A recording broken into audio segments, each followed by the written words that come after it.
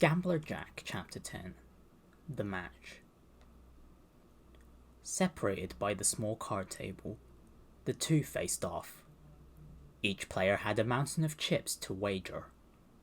Once someone's pile was reduced to nothing, the match would be over. The clock struck midnight. In the silence following the chime, the grand match between Jack and Hal began. At first, the match was totally even.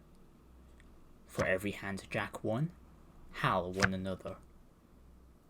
Whenever Hal won a hand, Jack had the next. Neither gave a reach. The ones most surprised by this close contest were Juan and his crew. Everyone who had bet on Jack started to jeer and hoot. During the match, time and again, Hal spoke to Jack. Using conversation to distract your opponent was all part of the game, but Hal's persistence went beyond just tactics. However, Jack never said a single word back to her. 30 minutes passed. Breaking the silence, Jack suddenly spoke. "Once upon a time, there was a man." In a voice so soft the crowd could barely hear, he continued. "This man had something he admired. He wanted to become the thing he admired, and he wanted to win against the object of his admiration. And through it all, he was drawn closer to that which he admired." Both laid down their hands. Jack had one pair, Hal had two. Chips moved from Jack's mountain to Hal's. "Huh, what is it, Jack? This all part of your plan?" Hal would occasionally add a sarcastic remark, but Jack just kept on telling the story.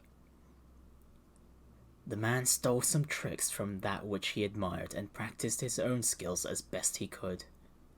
In the end, his efforts eventually made him strong enough that people called him Victory. At some point, there was someone who took notice of that reputation. He thought, why not pit the best against each other? There's no show that could be better." Enrique's ears twitched.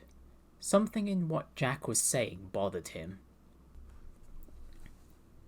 The man gladly accepted the offer for the show. It was the match of a lifetime with that which he admired most, after all. The man's heart danced with excitement. Back then, that man was a young fool who didn't see the world around him for what it was. Certainly, he'd never have thought about what it would really mean to lose that match. Hal listened, but made no reply. At some point, she had started to pay attention to Jack's story. The audience was just the same. Everyone in the hall strained to hear the tale tumbling softly from Jack's lips. The two played their cards. Jack had no pair. Hal had a full house. Chips moved from Jack's mountain to Hal's. Gambler Jack, Chapter 10, End.